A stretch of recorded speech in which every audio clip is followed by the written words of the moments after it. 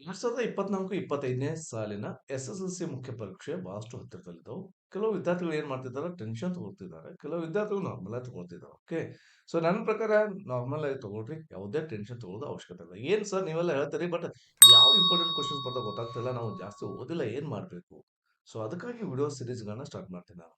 ಅಂದ್ರೆ ಇವತ್ತಿಂದ ಹಿಡಿದು ಎಸ್-ಎಸ್-ಎಲ್-ಸಿ ನಮ್ಮ ಪರೀಕ್ಷಾ ಮಂಡಳಿದವರು ಬಿಟ್ಟಂತ ಎಲ್ಲಾ ಪ್ರಶ್ನೆ ಪತ್ರಿಕೆಗಳನ್ನ ಈಗೇನು ಪ್ರೆಸೆಂಟ್ ಸಿಲೆಬಸ್ ಇದೆಯಲ್ಲ ಸೊ ಇದಕ್ಕೆ ರಿಲೇಟೆಡ್ ಇದ್ದಂತ ಎಲ್ಲ ಪ್ರಶ್ನೆ ಪತ್ರಿಕೆಗಳನ್ನ ಸಾಲ್ವ್ ಮಾಡಿ ತೋರಿಸ್ತೀನಿ.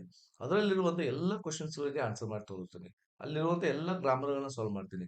ಅಲ್ಲಿರುವಂತ picture writing, profile writing, story writing ಎಲ್ಲವುಗಳನ್ನ ಬಿಡಿಸಿ ತೋರ್ಸೋಣ. ಈ ರೀತಿ ಮಾಡಿದ್ದಾರೆ. Letter writing also, essay also ಎಲ್ಲಾನು ಮಾಡ್ತಾ ಹೋದ್ವಿ ಅಂದ್ರೆ ಸಾಕು. ಅಷ್ಟು ಮಾಡಿದರೆ ಮಿನಿಮಮ್ ಮೋರ್ ದೆನ್ 90% ನಾವು ಆರಾಮಾಗಿ ಮಾಡ್ಕೋಬಹುದು. ಓಕೆ. ಅದಕ್ಕಾಗಿ ವಿಡಿಯೋನ ಕಂಪ್ಲೀಟ್ ಆಗಿ ನೋಡಿ. ದಿಸ್ ರಾಜು, ವೆಲ್ಕಮ್ ಟು ಈ smart 20. Yes my dear students, ಇಲ್ಲಿದೆ ನೋಡ್ರಿ ನಮ್ಮ ಎಸ್-ಎಸ್-ಎಲ್-ಸಿ ಬೋರ್ಡ್ ಅವ್ರು ಬಿಟ್ಟಂತ ಕ್ವಶನ್ ಪೇಪರ್. ಇಲ್ಲಿ 30/3/2022 ಕ್ವಶನ್ ಪೇಪರ್ ನಾನು ಸಾಲ್ವ್ ಮಾಡ್ತಾ ಇದ್ದೀನಿ. ನೆನಪಲ್ಲಿ ಇಟ್ಕೊಳ್ರಿ ಮೈ ಡಿಯರ್ ಸ್ಟೂಡೆಂಟ್ಸ್, ನಾನು ಯಾವ ಸಾಲ್ವ್ ಮಾಡ್ತಾ ಇದ್ದೀನಿ ಇಲ್ಲಿ ಬರ್ತಾ ಇದ್ದೀನಿ. ಸೊ ಪ್ರತಿ ಎಲ್ಲ ಕ್ವಶನ್ ಪೇಪರ್ಸ್ ಯಾಕೆ ಮಿಸ್ ಆಗಬಾರ್ದು ಅಂತ ಹೇಳಿ ಯಾವ ಸಾಲ್ವ್ ಮಾಡ್ತಾ ಇದ್ದೀನಿ ಇಲ್ಲಿ ಬರ್ತಾ ಇದ್ದೀನಿ. ಆಲ್ರೆಡಿ ಗ್ರಾಮರ್ ಸಾಲ್ವ್ ಮಾಡಿದ್ದೀನಿ. ಆ ವಿಡಿಯೋ ಅದ ಲಿಂಕ್ ಅನ್ನ ಈ ವಿಡಿಯೋದ ಕೊನೆ ಕೊಟ್ಟಿರ್ತೀನಿ. ಅದ್ರ ಮೇಲೆ ಕ್ಲಿಕ್ ಮಾಡಿ ಅವನ್ನು ನೋಡ್ರಿ. ಅಂದ್ರೆ ನೀವೇನು 1 to 17 ಕ್ವಶನ್ಸ್ ಬರ್ತಾವಲ್ರಿ, ಇವೆಲ್ಲನೂ ಬಹಳಷ್ಟು ಈಸಿ ಮೆಥಡ್ ಮೂಲಕ ಸಾಲ್ವ್ ಮಾಡಿ ತೋರಿಸಿದ್ದೇನೆ. ಓಕೆ. ಎಷ್ಟು ಕ್ವಶನ್ ಪೇಪರ್ ಸಾಲ್ವ್ ಮಾಡ್ತೀವಿ ಅಷ್ಟು ನಮಗೆ ಆ ಎಸ್-ಎಸ್-ಎಲ್-ಸಿ ಮೇನ್ ಕ್ವಶನ್ ಪೇಪರ್ ಬಹಳಷ್ಟು ಈಸಿ ಆಗುತ್ತೆ. ಓಕೆ. ಸೊ ಇವತ್ತಿನ ವಿಡಿಯೋದಲ್ಲಿ ನಾವು ಕ್ವಶನ್ ಆನ್ಸರ್ಸ್ ನೋಡೋಣ. ಇಲ್ಲಿ 2 ಮಾರ್ಕ್ಸ್ ಕ್ವಶನ್ಸ್ 7 ಇರ್ತಾವೆ. ಅದರಲ್ಲಿ ಲೆಸನ್ಸ್ ಮೇಲೆ ಪ್ರೋಸ್ ಸೆಕ್ಷನ್, ಪೊಯಿಟ್ರಿ ಸೆಕ್ಷನ್ ಮತ್ತು ಸಪ್ಲಿಮೆಂಟರಿ ಮೇಲೆ ಕೇಳ್ತಾರೆ. ಸೊ ಇಲ್ಲಿ ನೋಡ್ರಿ, ಇದು ಪ್ರೋಸ್ ಮೇಲೆ ಕೇಳಿದಂತ question. Doctor B R Ambedkar, why did Nehru choose doctor B R Ambedkar as the law minister? Sir question answer ಮಾಡೋದು ಯಾವ ರೀತಿ? ನಾನು ಅದೇ ಹೇಳ್ತಿದ್ದೀನಿ. ಮೊದಲು ಕ್ವಶನ್ ಅರ್ಥ ಮಾಡ್ಕೊಳ್ರಿ, ಒಂದನೇ ಪಾಯಿಂಟ್. ಅದಾದ ನಂತರ ಕ್ವಶನ್ ಮೂಲಕ ಆನ್ಸರ್ ಮಾಡ್ಲಿಕ್ಕೆ ಪ್ರಯತ್ನ ಮಾಡ್ರಿ. ಅದಾದ ನಂತರ ಆನ್ಸರ್ಸ್ ಅನ್ನ ಪಾಯಿಂಟ್ ವೈಸ್ ಮಾಡಿ ಬರೀರಿ. ಸಿಂಪಲ್ ವಾಕ್ಯದಲ್ಲಿ ಬರೀರಿ ಸಾಕು. ಸರ್ ಪಾಯಿಂಟ್ ವೈಸ್ ಮಾಡಿ ಬರ್ದ್ರೆ ಮಾರ್ಕ್ಸ್ ಕೊಡ್ತಾರೆ sir. Definite they how to give the marks. Okay. So ಆ ರೀತಿ ಮೆಥಡ್ ಇಲ್ಲಿ ಹೇಳ್ತಾ ಇದ್ದೀನಿ ನೋಡ್ರಿ. Why did Nehru choose doctor Ambedkar as the law minister ಅಂತ ಕೇಳಿದ್ರೆ doctor B R Nehru choose doctor B R Ambedkar as the law minister because ಅಂತ ಬರೆದು ಆ ರೀತಿನೂ ಆನ್ಸರ್ ಮಾಡ್ಬೋದು ನೀವು. ಓಕೆ. ಸೊ ಅದಕ್ಕೆ ಆನ್ಸರ್ ಏನಂತ ಬರೆದಿದ್ದೀನಿ, Ambedkar had a great skill in law and legislation. ನೋಡಿ ಎಷ್ಟು ಈಸಿ ಪಾಯಿಂಟ್ ಇದೆಯಲ್ಲ. ಓಕೆ. ಆಮೇಲೆ he had the vision of social justice. ಸಾಕು. Therefore Nehru choose him to be law minister of India. ಎಷ್ಟು easy ನೋಡ್ರಿ, ಹೌದೇನೆ? ಇಷ್ಟು ಈಸಿಯಾಗಿ ನಾವು ಬರಿಬಹುದು. ರೈಟಾ? ಓಕೆ. ಇದು ಒಂದೇ ಕ್ವಶನ್. ಆಮೇಲೆ ಸೆಕೆಂಡ್ ಕ್ವಶನ್ ನೋಡ್ರಿ. ಏನ್ ಕೇಳಿದಾರೆ, Ambedkar had a great thirst for books when he was student. ಎಕ್ಸ್ಪ್ಲೇನರ್. ಆ ಟೈಮ್ದಲ್ಲಿ ಈ ಕ್ವಶನ್ ಪೇಪರ್ 2022 ಏನು ಇದೆಯಲ್ಲ ಆ ಟೈಮ್ದಲ್ಲಿ ಸಿಲೆಬಸ್ ರಿಡ್ಯೂಸ್ ಮಾಡಿದ್ರು. ಅದಕ್ಕಾಗಿ ಒಂದ್ ಲೆಸನ್ ಮೇಲೆ 2 ಕ್ವಶನ್ಸ್ ಬಂದವು. ಓಕೆ. ಇದರಲ್ಲಿ ಕ್ವಶನ್ಸ್ ಈ ರೀತಿ ಬರಲ್ಲ. ಒಂದೇ ಲೆಸನ್ ಮೇಲೆ 2 ಕ್ವಶನ್ಸ್ 2024 2025 ದಲ್ಲಿ ಬರಲ್ಲ. ಬಟ್ ಇವು ಇಂಪಾರ್ಟೆಂಟ್ ಕ್ವಶನ್ಸ್, ಇವನ್ನ ಅರ್ಥ ಮಾಡ್ಕೊಳ್ಳಿ. ಪುಸ್ತಕಗಳ ಬಗ್ಗೆ ಬಹಳಷ್ಟು ಅವರಿಗೆ ಹಸಿವಿತ್ತು ಅನ್ನೋದನ್ನ ಎಕ್ಸ್‌ಪ್ಲೇನ್ ಮಾಡ್ಬೇಕು. ಅದಕ್ಕೆ ಆನ್ಸರ್ ಎಷ್ಟು ಚಂದ ಮಾಡಿದೀನಿ ನೋಡ್ರಿ. ಥ್ರೂಔಟ್ ಹಿಸ್ ಇವೆಲ್ಲ ಟೆಕ್ಸ್ಟ್ ಬುಕ್ ಲೈನ್ಸೆ. Throughout his life doctor B R Ambedkar was a socialist leader. First point. He had an insatiable thirst for books. ಆಮೇಲೆ third point, he bought books by curtailing his daily needs. Fourth point, in New York he purchased about 2000 books and that they to be sent to India in 32 books. ಇವು points ಗಳನ್ನ ಬರೀರಿ. Minimum 3 points are very necessary. Okay. ರೈಟಾ?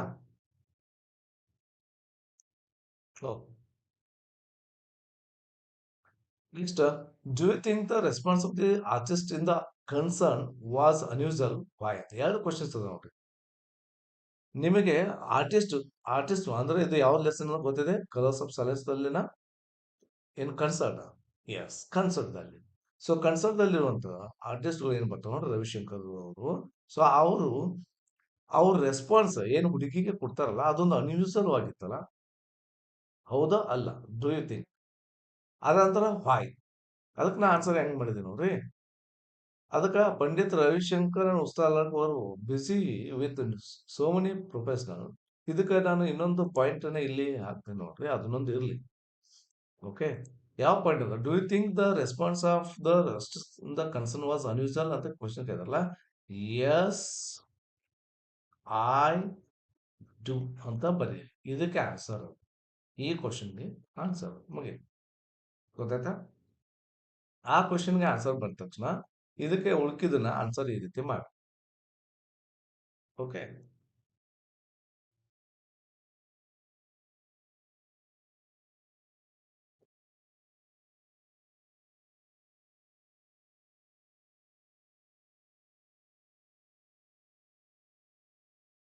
ಅದಕ್ಕೆ answer ಏನಂತ ಮಾಡ್ಬೇಕಂದ್ರೆ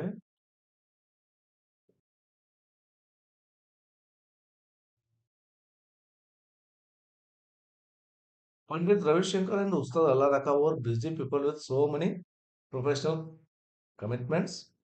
It would be difficult for them to agree to each and every request the point ಬರಿಬೇಕು. Okay, ಯಾಕಂದ್ರೆ ಅವರು ಇಷ್ಟು ಬ್ಯುಸಿ ಇರ್ತಾರ, ಪ್ರತಿಯೊಬ್ಬರ ರಿಕ್ವೆಸ್ಟ್ಗೆ ಆ ರೀತಿ ಓಕೆ ಅನ್ನೋದು ಬಹಳ ಅಪರೂಪ. ಅದಕ್ಕಾಗಿ ದ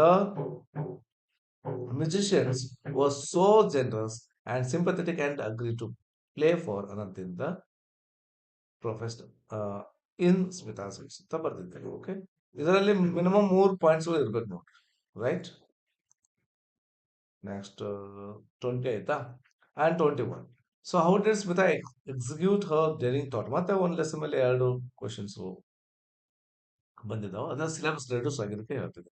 ಸೊ ಅವಳ ಥಾಟ್ ಅನ್ನ, ಧೈರ್ಯವಾದ ವಿಚಾರನೆ ಹೆಂಗೆ ಎಕ್ಸಿಕ್ಯೂಟ್ ಮಾಡಿದ್ರು ಅಂದ್ರೆ, answer, Smita executed her daring thought by asking Pandit Ravishankar to play the sitar at her home so that her brother could attend the concert ಅಂತ ಕೊಡಿ. ಬಹಳ ಸಿಂಪಲ್ ಆಗಿ ಮಾಡಲಿಕ್ಕೆ ಪ್ರಯತ್ನ ಮಾಡಿ. Write about physical appearance of the jazz. ಅಪರೂಪವಾಗಿ 2 ಮಾರ್ಕ್ಸ್ ಕ್ವಶನ್ ಕೇಳಿದ್ರು. Jazz player ಅವರ ಒಂದು ಫಿಸಿಕಲ್ ಅಪಿಯರೆನ್ಸ್ ಹೆಂಗಿದೆ ಅಂತೇಳಿ.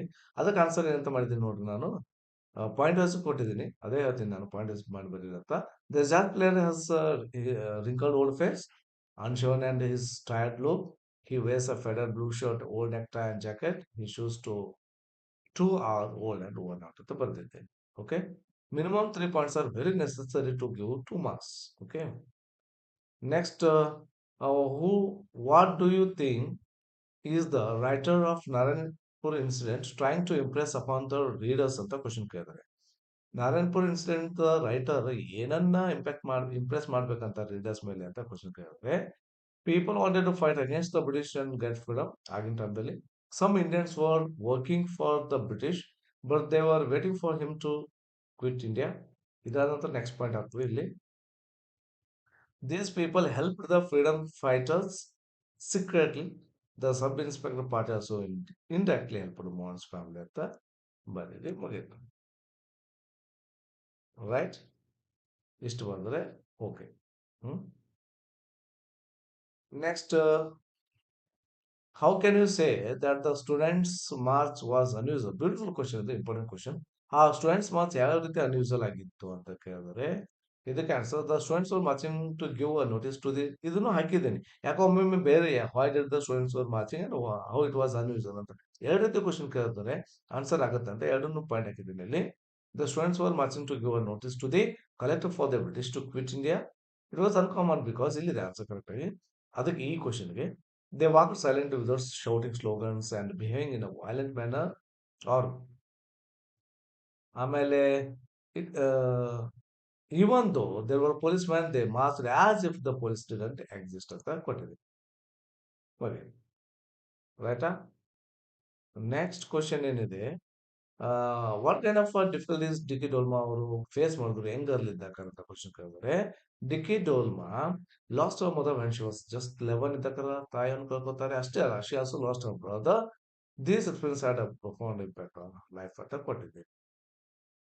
ಇವನ್ ಫೈನಾನ್ಷಿಯಲ್ ಪ್ರಾಬ್ಲಮ್ ಅನ್ಸ್ನೋ you can add. Okay, she faced lot of financial problems ಅಂತಲೂ ಕೂಡ ಬರೀಬಹುದು. Next, how did Hanif and his brothers learn to be independent at a young age? ಇದು ಕ್ವಶನ್ ಕೇಳ್ತಿರ್ತಾರ. ಗ್ರೇಟ್ ಮೆಡಲ್ ಯಾವಾಗ ಚರಿಸಿದ್ರು ಅಂದ್ರ, ಇಲ್ಲಿ ಯಾವ ರೀತಿ ಕಲ್ಕೊಂತ, absence of mother from home that the children to be responsible and also to be independent in doing their work with responsibility and learn that one's duty is the most important thing in life ಅನ್ನೋದು ಕಲ್ಕೋತಾರೆ. ಯಾಕಂದ್ರೆ ತಾಯಿಯವರು ಅವ್ರಿಗೆ ಬಿಟ್ಟು ಹೋಗ್ತಿರ್ತಾರ, so ಅವರಿಗೆ ಅವರು responsible ಗೊತ್ತಾಗುತ್ತೆ. Right, next question, 5 to 6 sentence questions ನಲ್ಲಿ describe Swami's dreadful experience when he was lying under the bench ಅಂತ ಕ್ವಶನ್ ಕೇಳಿದ್ದಾರೆ. ಇದು ಬಹಳ ಬ್ಯೂಟಿಫುಲ್ ಕ್ವಶನ್ ರೀ.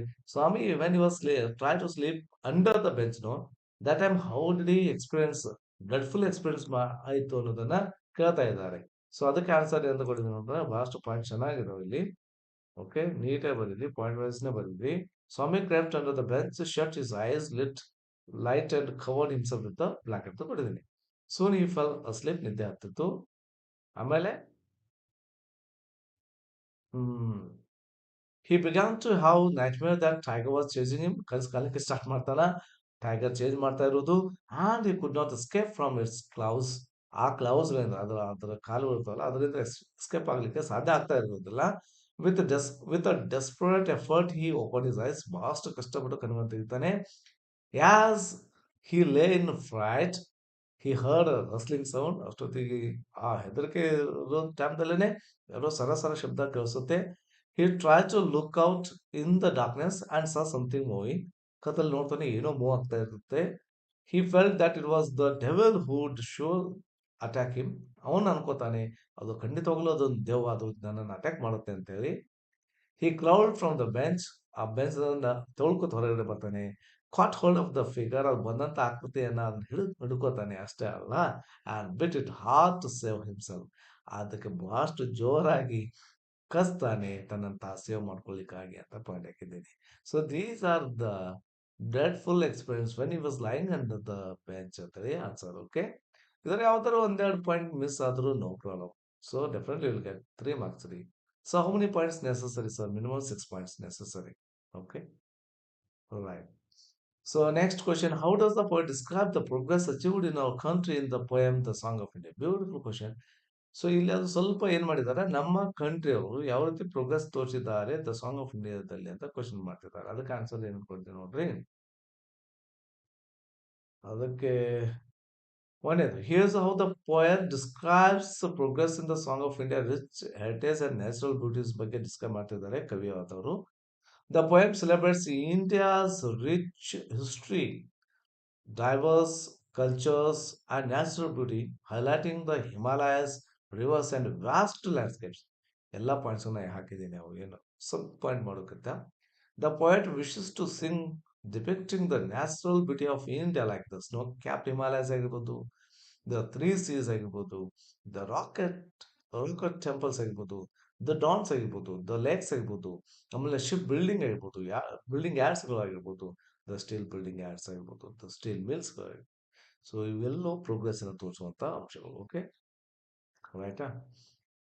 ಸೊ 3 ಮಾರ್ಕ್ಸ್ ಕ್ವಶನ್ಸ್ ಓನ್ಲಿ 2 ಇರ್ತಾವೆ. ಒಂದು ಪೊಯಮ್ ಮೇಲೆ, ಒಂದು ಗದ್ದೆ ಮೇಲೆ, ಒಂದು ಪ್ರೋಸ್ ಮೇಲೆ. Okay, S.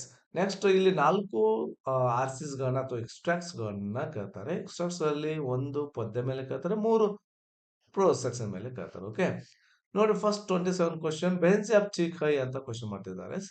He asked sister are you okay ಅಂತ. ಇದನ್ನ ಮಾತನ್ನ ಯಾರು ಹೇಳ್ತಾರೆ? ಈ ಹೂ ಇದ್ದುದನ್ನ ತೆಗೀರಿ, ಹೂ ಇದ್ದಲ್ಲಿ ಹೆಸರು ಬರೀರಿ, ಮುಗಿತು. Baleshwar Mishra is the speaker. Who ಇದ್ದಲ್ಲಿ ಅದು ಆನ್ಸರ್ ಬರೀರಿ, ಮುಗಿತು. ಆಮೇಲೆ who is the addressed as behenji here. Behenji ಅಂದ್ರೆ ಯಾರು ಅಂತ ಕೇಳ್ತಿದ್ದಾರೆ. ಬೆಹೆನ್ಜಿ ಅಂದ್ರೆ ಮತ್ತೆ ಅಲ್ಲಿ ರೋಮಾ ತಲ್ರೇಜ್ ಅಂತ ಬರೀರಿ, ಹೂ ಇದ್ದಲ್ಲಿ is addressed as behenji here ಅಂತ ಬರೀರಿ, ಮುಗಿತು. ಆಮೇಲೆ why did he speaker ask this question? Why did the speaker ask this question? ಯಾವ ಕಾರಣಕ್ಕೆ ಈ ಕ್ವಶನ್ ಕೇಳ್ತಾರೆ? ಬೆಂಚ್ ಆಫ್ ಟೀಕೆ ಅಂತಾರೆ. ಯಾಕಂದ್ರೆ answer the speaker ask this question ಇದೆ ಇಲ್ಲೇ. ದ ಸ್ಪೀಕರ್ ಆಸ್ಕ್ ಇದ್ದು ಆಸ್ಟ್ ದಿಸ್ ಕ್ವಶನ್ ಬಿಕಾಸ್, ಯಾಕಂದರೆ ಇಷ್ಟನ್ನು ಕೂಡ ಬರಿಬಹುದು. Because Roma was injured seriously and fell on the tracks unconsciously. Beautiful answer, perfect answer. Okay, right. ಮುಗಿತಾ, ಒಂದು ಆನ್ಸರ್ ಮುಗಿತು. Next extract, one day they came back to the office to complaint. Beautiful ರೀ, gentlemen of Ryan ಮಾಡೋದ್ರಿಂದ.